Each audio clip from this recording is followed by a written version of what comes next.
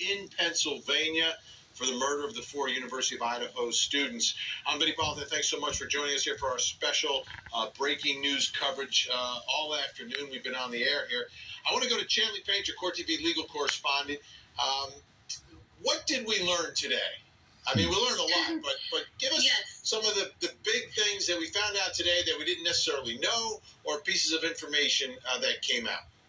Sure. Well, there's still a lot we don't know, Vinny, but we did have a lot of information confirmed in that press conference that you just played for our viewers. Of course, who the alleged mass murderer is. He was arrested overnight in Pennsylvania. He was arraigned. He has an extradition hearing to Idaho on Tuesday in Pennsylvania, Monroe County, Pennsylvania, 3:30 p.m. Eastern. Now, we learned that he's a graduate student at Washington State University in criminology. He is, again, I've been there in Idaho. It is so close. His apartment is about 10 miles from the crime scene where this happened, less than a 20-minute drive across the state line to this, where the murders happened 6 weeks ago.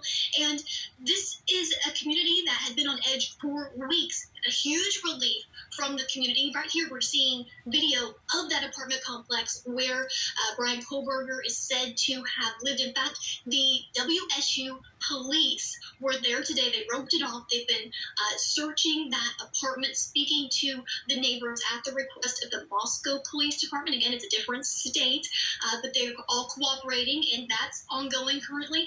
Also, we learned that at the crime scene, again, 10 miles from what we're showing here, where the perpetrator lived as a graduate student at WSU, steps from the University of Idaho campus, where the crime scene is. The Moscow police said that this morning the cleanup crew, a private company, showed up, and we've seen photos and videos of them there at the home, but they halted that process today after a court order, but they would not elaborate as to why that happened. So that's interesting development as well. Other than that, we are just waiting for this perpetrator to be extradited to Idaho so that, according to the police chief, a lot of the information, including that probable cause affidavit, can be unsealed, Vinny. Absolutely. Court TV legal correspondent Julie Janae also with us here in studio.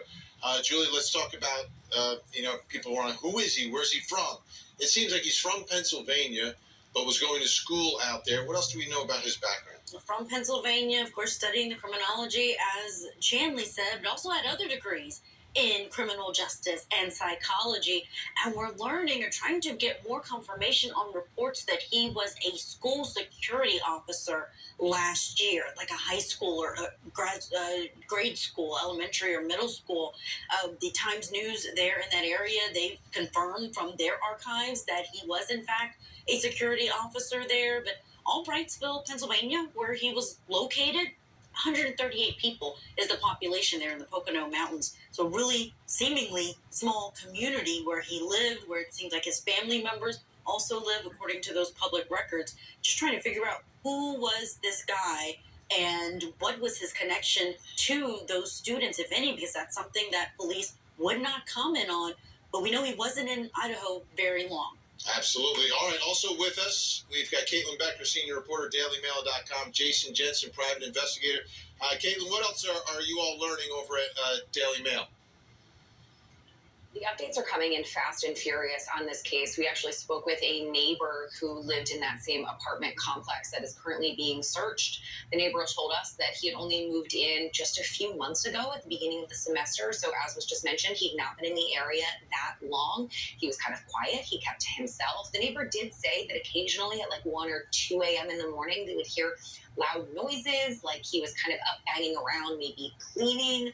But then other than that, he kind of just kept to himself.